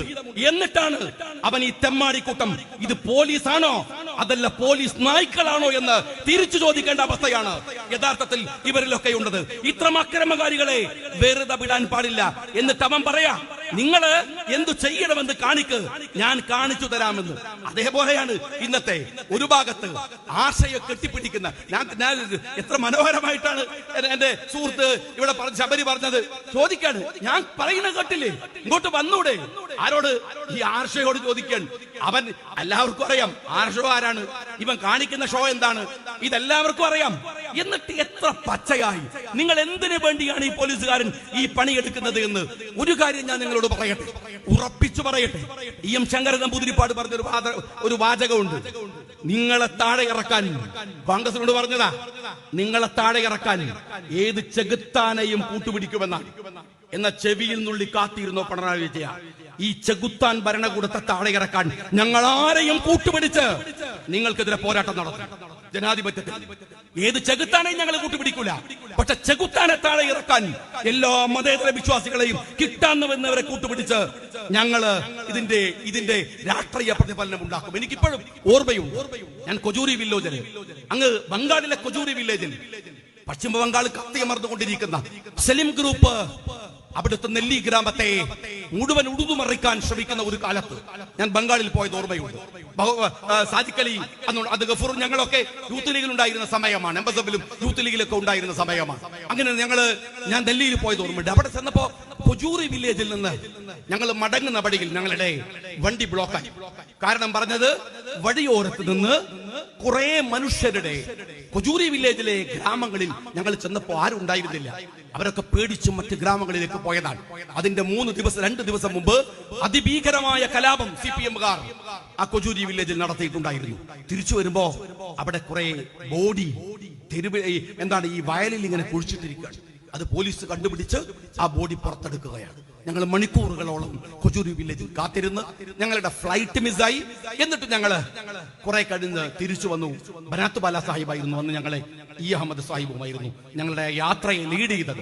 ബനാത്ത് ബാല സാഹിബ് ക്ഷോഭത്തോടുകൂടി അവരോട് പൊട്ടിത്തെറിക്കുന്നതൊക്കെ എനിക്കിപ്പോഴും ഓർമ്മയുണ്ട്. ഞങ്ങൾ തിരിച്ച് ഡൽഹിയിൽ വന്നപ്പോ 2 ദിവസം കഴിഞ്ഞാണ് ഡൽഹിയിൽ നിന്ന് മടങ്ങുന്നത്. ഒരു വാർത്ത, നിങ്ങളൊക്കെ വായിച്ച ഒരു വാർത്ത, ഒരുപക്ഷെ ഇന്ത്യ മുഴുവൻ നടുങ്ങി വിറച്ച, ഒരുപക്ഷെ ബംഗാളിലെ ഭരണമാറ്റത്തിന് ഒരു വലിയ ഘടകമായി മാറിയ ഒരു വാർത്ത അന്ന് ഞങ്ങൾ അവിടെ നിന്ന് കേട്ടു. എന്താണെന്ന് വെച്ചാൽ, രാത്രിയിൽ ഗ്രാമങ്ങളിലേക്ക് ഇറങ്ങി ചെല്ലുന്നത് ആരാണെന്ന് ജനങ്ങൾക്ക് അറിയില്ല. അക്രമം നടത്തും, ഭീകരമായ അക്രമം. പക്ഷേ ഒരു തെളിവുകളും ഉണ്ടാവില്ല, ആരെയും പിടിക്കാനാവില്ല. അവസാനം നടന്നത് കൊജൂറി വില്ലേജിൽ 14 കൊലപാതകങ്ങളാണ് ഒരൊറ്റ രാത്രിയിൽ. 14 കൊലപാതകങ്ങൾ. അങ്ങനെ ആ കലാപം കഴിഞ്ഞ് 3 ദിവസം കഴിഞ്ഞപ്പോ എന്താണിത് സംഭവം എന്ന് ചോദിച്ചാൽ, ജയിലിൽ നിന്ന് ഗവൺമെന്റ് നേരിട്ട് പ്രതികളെ ഇറക്കും രാത്രിയിൽ. ഈ പ്രതികള് ജയിലിൽ നിന്ന് ഇറങ്ങി അവരോട് പറയും, വളാഞ്ചേരി ഇന്ന സ്ഥലത്ത് പോയിട്ട് അത്ര ആളുകളെ കൊന്നോ, അതിൽ ഏർപ്പാട് ചെയ്യും. ഈ കലാപകാരികൾ ജയിലിൽ നിന്ന് ഇറങ്ങുക, പോയിട്ട് ആളുകളെ കൊല്ലുക, നേരം വെളുക്കുന്നതിന് മുമ്പ് ജയിലിൽ തിരിച്ചു കയറുക. നിങ്ങൾക്കൊക്കെ അറിയാവുന്ന കാര്യം. നിങ്ങളുടെ മെമ്മറിയിലേക്ക് ചിലരെ കാലം കഴിയുമ്പോൾ ചിലത് മറന്നുപോകും. എന്നിട്ട് ചിലരൊക്കെ വിശുദ്ധരാണെന്ന് തെറ്റിദ്ധരിച്ചു പോകും. അങ്ങനെ തെറ്റിദ്ധരിക്കേണ്ട എന്ന് വിചാരിച്ച് പറയാൻ ഓർമ്മിപ്പിക്കുകയാണ്. എന്നിട്ട് ഈ ആളുകൾ കൊന്നിട്ട് ഇവർ ജയിലിൽ തിരിച്ചു കയറും. അന്ന് രാത്രിയിലെ കൊജൂരി വില്ലേജിലെ കലാപം കഴിഞ്ഞ് രാത്രിയിൽ പെട്ടെന്ന് തൊട്ടടുത്ത ഗ്രാമത്തിൽ നിന്ന്, പേര് ഞാൻ വിട്ടുപോയി, ആ ഗ്രാമത്തിൽ നിന്ന് കുറച്ചാളുകൾ സംഘം ചേർന്ന് ഈ അക്രമം തടുക്കാൻ വേണ്ടി വന്നു.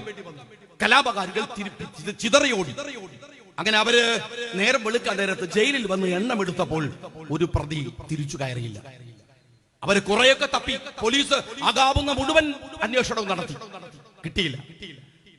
2 ദിവസം കഴിഞ്ഞ് കൊജൂരി വില്ലേജിൽ കൊല്ലപ്പെട്ടവരുടെ പലരുടെയും ബോഡികൾ തിരയുന്ന കൂട്ടത്തിൽ ഒരു പൊട്ടക്കിണറിൽ ഒരാൾ മരിച്ചു കിടക്കുന്നു. നോക്കുമ്പോൾ ആ ഗ്രാമക്കാരനല്ല. നിങ്ങൾക്കൊക്കെ അറിയാം, പത്രത്തിൽ വന്നതാണ്. പരിശോധിച്ച് നോക്കി, ഫോട്ടോ എടുത്തു. ഒരു പത്രക്കാരന് മനസ്സിലായി ഇയാൾ കൊടും ക്രിമിനലാണ്. റെക്കോർഡുകൾ പരിശോധിച്ചപ്പോൾ അയാൾ അപ്പോഴും ജയിലിലാണ്. ഒരു ഗവൺമെന്റ് ഒത്താശ ചെയ്ത് നടത്തിയ കലാപമാണ്. ആ കലാപമാണ് ബംഗാളിനെ അപകടകരമാം വിധത്തിൽ CPM-ന്റെ അന്ത്യമുണ്ടാക്കി വെച്ചത് എന്ന് നിങ്ങൾ മനസ്സിലാക്കണം. അന്ത്യമുണ്ടാക്കി വെച്ചത്. ഞാൻ കേരളത്തിന്റെ മുഖ്യമന്ത്രിയോട് പറയട്ടെ, ഭരണത്തിന്റെ ഹുങ്ക് കൊണ്ട് അധികാരമുണ്ടെന്ന് കരുതി നിങ്ങൾ കാണിക്കുന്ന ധിക്കാരങ്ങളും തോന്നിവാസങ്ങളും അവസാനിക്കാൻ ഒരു ഇൻസിഡന്റ് മതിയാവും, ഒരൊറ്റ സംഭവം മതിയാവും. ഇതൊക്കെ എത്ര കാലം ഉണ്ടാവുമെന്ന് കരുതിയാണ് നിങ്ങൾ ഈ അഹങ്കാരം കാണിക്കുന്നത്? എല്ലാവർക്കും നേരെ ഇന്നലെ അബ്ദുൾ റബ്ബ് സാഹിബ് ഫേസ്ബുക്കിൽ എഴുതിയ മാതിരി ഇത് ഈ ജാഥ എന്താ നിങ്ങളുടെ യാത്ര പൊളിയാണ് എന്ന് പറഞ്ഞു. സഖാക്കൾ പറഞ്ഞു ഇത് പൊളിയാണ്. അതെന്തർത്ഥത്തിലാ പറഞ്ഞാൽ ഞങ്ങൾ കംപ്ലീറ്റ് പൊളിക്കുകയാണ്. എല്ലാ സ്കൂളിന്റെയും എല്ലാത്തിന്റെയും മതിൽ പൊളിക്കുകയാണ്. ആ അർത്ഥത്തിലാണ് ഞാൻ പറയുന്നത്. വേറെ ചില സഖാക്കൾ പറഞ്ഞത് ഇത് അടിപൊളിയാണെന്നാണ്. രണ്ടു ശരിയാണ്. അടിയുണ്ട്, പൊളിയുണ്ട്. കോട്ടയത്തിലെ പൊൻകുന്ന സ്കൂൾ പൊളിച്ചു, നെന്മാറ സ്കൂൾ പൊളിച്ചു, പാമ്പാടി പഞ്ചായത്ത് മതിൽ പൊളിച്ചു, തിരൂരിലെ സ്കൂളിന്റെ മതിൽ പൊളിച്ചു, മഞ്ചേരിയിലെ സ്കൂളിന്റെ മതിൽ പൊളിച്ചു, പറവൂരിലെ സ്കൂളിന്റെ മതിൽ പൊളിച്ചു, കോതമംഗലം സ്കൂളിന്റെ മതിൽ പൊളിച്ചു, പെരുമ്പാവൂർ സ്കൂളിന്റെ മതിൽ പൊളിച്ചു, മാളയിലെ സ്കൂളിന്റെ 3 മതിലുകൾ അവിടെ പൊളിച്ചു, ചെറുതുരുത്തിയിലെ സ്കൂളിന്റെ മതിൽ പൊളിച്ചു, വെമ്പല്ലൂർ കോളേജിന്റെ മതിൽ പൊളിച്ചു, മാവേലിക്കരയിലെ സ്കൂളിന്റെ മതിൽ പൊളിച്ചു, കോട്ടക്കൽ ഗവൺമെന്റ്, നമ്മളുടെ ഈ മണ്ഡലത്തിലെ കോട്ടക്കലിലെ ഗവൺമെന്റ് അവരുടെ മെഡിക്കൽ കോളേജിന്റെ, ആയുർവേദ മെഡിക്കൽ കോളേജിന്റെ മതിൽ പൊളിച്ചു. എല്ലായിടത്തും പൊളിച്ചു. ഞാൻ ചോദിക്കുന്നത് ഇത് ആരുടെ, പച്ച മലയാളത്തിൽ ചോദിച്ചാൽ ആരുടെ അച്ഛന്റെ പൈസ എടുത്തിട്ടാണ് ഇതൊക്കെ കട്ടുന്ന പൊളിക്കുന്നത്? ഞാൻ അറിയാണ്ട് ചോദിക്കുകയാണ്. നിങ്ങളൊരു ബസ്സോ ഉണ്ടാക്കി, അത് നിറങ്ങാൻ വരെ ലിഫ്റ്റാണ്. പിന്നെ ഈ കുന്ത്രാണ്ട പോയി സ്റ്റേജിന്റെ അടുത്ത് കിടന്ന് പറയുന്നത് എന്ത് മോശത്തരമാണോ? ഒരു 2 അടി ഇറങ്ങാനും നടക്കാനും പറ്റാത്ത ഈ സാധനത്തിന് എന്തിനായി കാസർഗോഡ് കെട്ടുകാഴ്ച പോലെ തിരുവനന്തപുരത്ത് കൊണ്ടുപോണത്? എന്തിനായി കൊണ്ടുപോണത്? എനിക്ക് സംശയം അതല്ല. 2 അടി ഇറങ്ങാൻ പറ്റാത്തവന് എങ്ങനെയാണ് ക്ലിഫ് ഹൗസിലെ സ്വിമ്മിംഗ് പൂളിൽ നീന്തി കുളിക്കണത്? അപ്പൊ അവിടെ മൂപ്പരല്ലേ കുളിക്കണത്? പിന്നെ ആർക്ക് കുളിക്കാതെ ഞങ്ങളെ പൈസ എടുത്ത് കൊള്ളണ്ടാക്കി അത് പറഞ്ഞേ. ഇതെന്തൊരു മനുഷ്യനാണ്, എന്തൊരു ഭരണാണ്? രാജ്യത്ത് ഭീകരമായ സാമ്പത്തിക പ്രതിസന്ധിയാണ്. കിഫ്ബിയെ കുറിച്ച് മിണ്ടണില്ല. ഇപ്പാരെ എന്താ മിണ്ടാത്തത്? കിഫ്ബി വലിയ അബദ്ധമാണെന്ന് മനസ്സിലായി. എന്തൊരു ഭീകരമായ ദൂർത്താണ്. മന്ത്രിമാരുടെ ബംഗ്ലാവ് മോടി പിടിപ്പിക്കാൻ കുഴപ്പമില്ല, മന്ത്രിമാർക്ക് വാഹനങ്ങൾ വാങ്ങാൻ കുഴപ്പമില്ല. എന്താ കിയ കാർണിവൽ എന്ന് പറഞ്ഞപ്പോ 1.5 കോടി ഉറുപ്പിന്റെ കാറ് വാങ്ങിക്കോ, നമ്മളെ ചെലവല്ലേ, പോയിക്കോട്ടെ, പ്രായല്ലേ എന്ന് വിചാരിച്ചു. അതും പോരാഞ്ഞിട്ട് 1.5 കോടിന്റെ ബസ് വാങ്ങുക. ഇതെല്ലാം കൂടെ നിങ്ങൾ എന്താണ് ഇത്ര വലിയ ദൂർത്ത് നടക്കുമ്പോ മനസ്സിലാക്കണ്ടേ? ഇനിയിപ്പോ ആകെ ഒരു പ്രതീക്ഷ ഉള്ളത് ഈ ജാഥ കഴിഞ്ഞാൽ ആ ബസ് മ്യൂസിയത്തിൽ കിട്ടുന്ന പൈസ കൊണ്ട് കടം വീട്ടാന്നുള്ളതാണ്. ബാലനും കൂടി ഉള്ളതുകൊണ്ട് ആ ബുദ്ധി നമുക്ക് കിട്ടിയതാണ്. അല്ലെങ്കിൽ ഈ പൈസ കിട്ടാൻ മ്യൂസിയത്തിൽ വെച്ചാൽ ഭയങ്കര പൈസ കിട്ടുന്നതാണ് ബാലൻ പറയുന്നത്. അത് കിട്ടുമല്ലോ. എന്തൊരു കഷ്ടമാണ്, എന്തുമാത്രം അപകടകരമായി. എന്നിട്ട് ജാഥനെ പറ്റി ചോദിച്ചാൽ എന്താ പറയാ? ജാഥനെ പറ്റി ചോദിച്ചു. ജാഥ കാസർഗോഡ് ജില്ല കഴിഞ്ഞല്ലോ. അതെ, ആ ജില്ലയിലെ എൻഡോസൾഫാൻ ഇഷ്യൂ ഉണ്ട്. ഈ കേരളത്തിന്റെ അങ്ങേയറ്റത്ത് കിടക്കുന്ന കാസർഗോഡ് ജില്ലയെ അവഗണിക്കുന്നു എന്ന പരാതിയുണ്ട്. നല്ല ഒരു യൂണിവേഴ്സിറ്റി ഇല്ല, വിദ്യാഭ്യാസ സ്ഥാപനങ്ങളില്ല. അതിനെ കുറിച്ച് എന്താ അഭിപ്രായം? അപ്പൊ 21 മന്ത്രിമാരും മുഖ്യമന്ത്രിയും. കാസർഗോഡ് എന്ന് വെച്ചാല് നല്ല ഭക്ഷണമാണ്, തരക്കടില്ലാത്ത ഭക്ഷണം. അവിടെ എന്താ പലതരത്തിലുള്ള പ്രത്യേകമായ, അധികമൊന്നും ഭയങ്കര രസമുള്ള ഫുഡൊന്നും അല്ലെങ്കിലും അത്യാവശ്യം രസമുള്ള ഫുഡൊക്കെ ഉള്ള ഒരു സ്ഥലമാണ് കാസർഗോഡ്.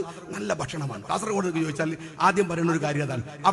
അവിടെ കുറിച്ച് കണ്ണൂർ വന്ന എയർപോർട്ട് വളരെ ഒരു കാര്യപ്പെട്ട പണിയൊന്നുമില്ല. അവിടെ സീപോർട്ട് തീരെ ഉഷാറില്ല. എന്താ കണ്ണൂരിനെ കുറിച്ച് അഭിപ്രായം? കണ്ണൂരിലെ ബിരിയാണി ഭയങ്കര. ഈ ചങ്ങായിമാര് നാടടക്കി തിന്ന് നടന്ന് പോവാന്നല്ലാതെ രാവിലത്തെ ഭക്ഷണത്തിന്റെ പല്ല് കുത്തി. ഇപ്പൊ എന്നോട് ബഷീർ പറയാണ് 2 മന്ത്രിമാർ ഹോസ്പിറ്റലാണ്, ഗ്യാസ് കയറിയാന്നാ പറഞ്ഞത്.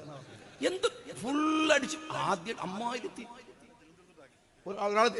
തിരുവനന്തപുരത്ത് ഉണ്ടാക്കിയതാണ്. തീരെ വയ്യ, അജാതി അടിയാണ്. ഇങ്ങനെ ഭക്ഷണം കഴിച്ച് നിങ്ങൾ എന്തെങ്കിലും ഗജകേസരി യോഗം എന്ന് പറഞ്ഞ സിനിമയില് മാമുക്കോയി ജഗദീശൻ ചോദിക്കുന്നുണ്ട്, കൊക്കിന്റെ ഇറച്ചി ഉണ്ടോ ചോദിക്കുന്നുണ്ട്. ബാക്കിയൊക്കെ ഇനി അതേ ഉള്ളൂ. അതുപോലെ നമ്മളെ SP മാരും കലക്ടറൊക്കെ ഇനി കൊളക്കോയിനെ പിടിക്കാൻ നടക്കേണ്ടി വരും ഇവർക്ക് കൊടുക്കാൻ. ബാക്കിയെല്ലാം തിന്നു കഴിഞ്ഞു. ഇതാണ് ഈ ജാഥയിൽ ആകെ നടക്കുന്ന പണി. ഇത് മാത്രമാണ്. വയനാട്ടിലെ ചോരയില്ല, ബദൽ റോഡില്ല, നാട്ടിലെ ഒരു പ്രശ്നവുമില്ല, എൻഡോസൾഫാൻ ഇല്ല. ഇത് മാത്രമാണ് ജനങ്ങൾക്ക് ഉപകാരമില്ലാതെ. ഒരു ഭാഗത്ത് ശബരിമലയിലെ പാപം വിശ്വാസികൾ. ആലോചിച്ച് നോക്കുക, അവരൊക്കെ എന്താ അപരാധം ചെയ്തത്? നിങ്ങൾ മനസ്സിലാക്കേണ്ട ഒരു കാര്യമുണ്ട്. ഇവിടെ തിരുവിതാംകൂർ ദേവസ്വം ബോർഡിന്റെ കീഴിൽ 1200 ക്ഷേത്രങ്ങളുണ്ട്. ആ ക്ഷേത്രങ്ങളിൽ 30, നേരത്തെ പറഞ്ഞില്ല, കാടാമ്പുഴ സെക്രട്ടറി പറഞ്ഞു കാടാമ്പുഴ ക്ഷേത്രമൊക്കെ 30 ക്ഷേത്രമാണ്. ക്ഷേത്ര ചെലവുകൾ കഴിച്ചിട്ട് ബാക്കി പൈസ ഉള്ളത് ആകെ 30 ക്ഷേത്രം. ആ 30 ക്ഷേത്രത്തിന്റെ വരുമാനം കൊണ്ട് വേണം കേരളത്തിലെ 1100 ചില്ലാനം വരുന്ന ക്ഷേത്രങ്ങളുടെ നിത്യദാന ചെലവുകൾ കഴിയാൻ. പൂജാരിമാർക്കൊക്കെ കൊടുക്കുന്ന ശമ്പളങ്ങൾ സങ്കടം വന്നു പോകും. പാവങ്ങൾ, ദാരിദ്ര്യം അനുഭവിക്കുന്ന ഒരു വിഭാഗം, ക്ഷേത്രത്തിന്റെ ചുറ്റിപ്പറ്റി കഴിയുന്ന ആളുകൾ, പൈസ ഈ വരുന്ന ശബരിമലയിൽ അടക്കം നിന്ന് വരുന്ന ക്ഷേത്രങ്ങളുടെ അധിക വരുമാനം കൊണ്ടാണ് ആ ക്ഷേത്രങ്ങളൊക്കെ നടന്നു പോണത്. എത്ര ക്ഷേത്രങ്ങളുണ്ട് ആലോചിച്ച് നോക്ക്. അവിടെയാണ് ഈ സൗത്ത് ഇന്ത്യയിലെ ഏറ്റവും വലിയ തീർത്ഥാടന കേന്ദ്രമാണ് ശബരിമല. ആരാണ് കൈകാര്യം ചെയ്യുന്നത്? ഞങ്ങൾ എന്നും പറയുന്നു, ഈ ദേവസ്വം ബോർഡായാലും അതല്ലെങ്കിൽ വഖഫ് ബോർഡായാലും കൈകാര്യം ചെയ്യുന്നവർ വിശ്വാസികളാവണം. അല്ല, വിശ്വാസികളല്ലാത്തവന്റെ കൈ കൊടുത്താൽ അവർക്കെന്ത്? ഓൽക്കെന്ത് സ്വർഗം, ഓൽക്കെന്ത് നരകം, ഓൽക്കെന്ത് സിറാത്ത് പാലം? EMSനെയും എന്താണ് സമസ്തന്റെ പ്രസിഡന്റിനൊക്കെ ഒരുപോലെ കാണുന്ന ആൾക്കാർ, എല്ലാവർക്കും സിറാത്ത് പാലം ഒരു കണക്കാന്ന് അറിയുന്ന ആൾക്കാർക്ക് അവർക്കൊക്കെ എന്ത് കാര്യം? വിശ്വാസം വേണം. ഈമാന്റെ ഒരു കണിയെങ്കിലും ഹൃദയത്തിനകത്ത് ഉണ്ടാവണം. ഒരുത്തൻ ദേവസ്വം വഖഫ് ബോർഡ് കൈകാര്യം ചെയ്യുമ്പോൾ. അല്ലെങ്കിൽ അബ്ദുറഹ്മാനെ, ഇപ്പൊ വഖഫ് മന്ത്രി അബ്ദുറഹ്മാനാണല്ലോ മലപ്പുറത്തെ. 200 ചില്ലാനം ഏക്കറാണ് പറവൂരിൽ കിടക്കുന്നത്, ഫാറൂഖ് കോളേജിന്റെ. ഈ ഫാറൂഖ് കോളേജിന്റെ പൊന്നിന്റെ വിലയാണ് ആ പറവൂരിൽ, VD സതീശന്റെ മണ്ഡലത്തിനോട് ചേർന്ന് കിടക്കുന്ന പറവൂരില് ആ പൊന്നിന്റെ വിലയുള്ള 200 ചില്ലാൻ വഖഫിന്റെ ഭൂമിയില് നിങ്ങൾ നികുതി വാങ്ങരുത് എന്ന് പറഞ്ഞു കോടതി. അതിനെ മറികടക്കാൻ ക്യാബിനറ്റിൽ തീരുമാനമെടുത്തിട്ട് അവിടുത്തെ മഹീന്ദ്ര ക്ലബ് അടക്കമുള്ള വലിയ കുത്തകകളുടെ കയ്യിൽ നിന്ന് പണം വാങ്ങിയിട്ട് അവർക്ക് നികുതി അടക്കാൻ സൗകര്യം ഒരുക്കി കൊടുക്കുന്നത് ഈ അബ്ദുറഹ്മാനാണ്.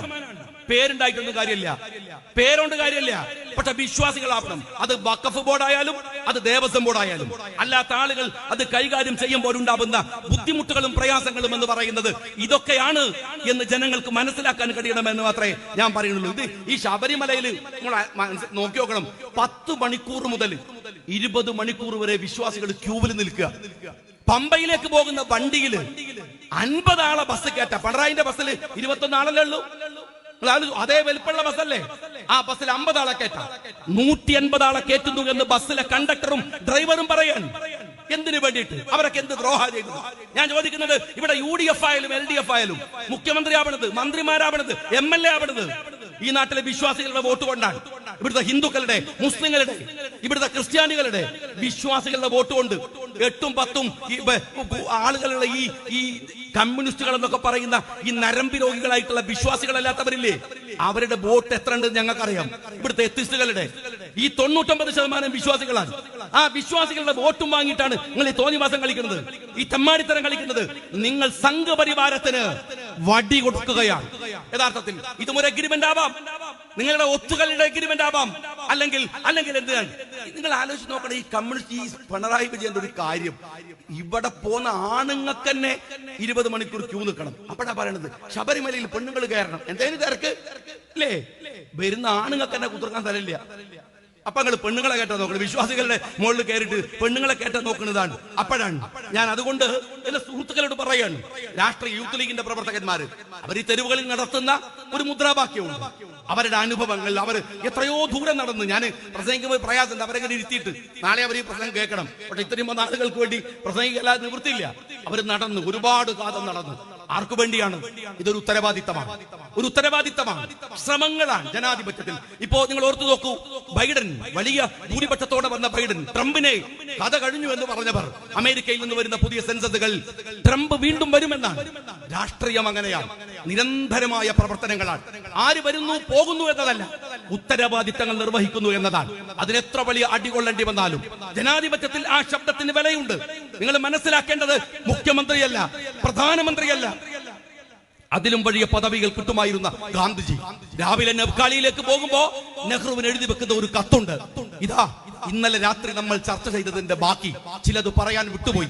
ഇന്ത്യയുടെ വിദ്യാഭ്യാസത്തെ കുറിച്ച്, ഇന്ത്യയുടെ സാംസ്കാരികമായ ഇടങ്ങളെ കുറിച്ച് ഗാന്ധിജി പറയുകയാണ് നെഹ്റുവിനോട്, ഇതൊക്കെ ശ്രദ്ധിക്കണം കേട്ടോ, ഞാൻ നബ്കാലിയിലേക്ക് പോവുകയാണ്. അവിടെ മുസ്ലിങ്ങളും ഹിന്ദുക്കളും അവർ തമ്മിൽ കലാപങ്ങൾ തുടങ്ങിയിരിക്കുന്നു, നിരപരാധികൾ മരിച്ചു വീഴുകയാണ്. എനിക്ക് അങ്ങോട്ടേക്ക് വരാനാവില്ല. എവിടേക്ക്? അധികാരത്തിന്റെ ഇടങ്ങളിലേക്ക്. അധികാരത്തിന്റെ ഇടങ്ങളല്ല, അത് തേടിയുള്ള യാത്രയല്ല രാഷ്ട്രീയം എന്ന് പറയുന്നത്. മറിച്ച് നേരിനു വേണ്ടി, ധർമ്മത്തിന് വേണ്ടി എത്ര കാതങ്ങൾ നടക്കേണ്ടി വന്നാലും, എത്ര ദൂരങ്ങൾ താണ്ടേണ്ടി വന്നാലും, ജനങ്ങൾ അവസാനം ആ നേര് തിരിച്ചറിയുക തന്നെ ചെയ്യും. ഈ പോരാട്ടം UDF തുടരുക തന്നെ ചെയ്യും. നിങ്ങൾ എത്ര വലിയ ചങ്ങലകൾ കൊണ്ട് പൂട്ടാൻ ശ്രമിച്ചാലും എന്റെ സുഹൃത്ത് ശബരിനാഥിനെ സാക്ഷി നിർത്തി എനിക്ക് പറയാനാവും. നിയമസഭയിൽ നടത്തിയത് ധീരമായ പോരാട്ടമായിരുന്നു, ശക്തമായ പോരാട്ടമായിരുന്നു. തോറ്റിട്ടുണ്ടാകാം, പക്ഷെ ജനങ്ങളുടെ രാഷ്ട്രീയത്തിലെ തോൽവികൾ എന്ന് പറയുന്നത് അങ്ങനെ ജനങ്ങളുടെ ഹൃദയത്തിൽ നിന്നുള്ള ഇറങ്ങിപ്പോക്കലല്ല. മറിച്ചോ ഒരു അധികാരത്തോടോ ഒരു സമ്പത്തിനോടോ അവരുടെ കൈകളിലുള്ള അതിനേക്കാൾ വലിയ നുണപ്രചാരണങ്ങളോടോ നമ്മൾ പതറിപ്പോയേക്കാം. പക്ഷേ മനസ്സുകൊണ്ട് പതറാതെ നേരിന്റെ യാത്രയാണ് മുസ്ലിം യൂത്ത് ലീഗ് നടത്തുന്നത് എന്നതിൽ അവരെ അഭിവാദ്യം ചെയ്തുകൊണ്ട് അവർക്ക് എല്ലാ തരത്തിലുള്ള ആശംസകളും നേർന്നുകൊണ്ട് നിർത്തുന്നു. ജയ് ഹിന്ദ്.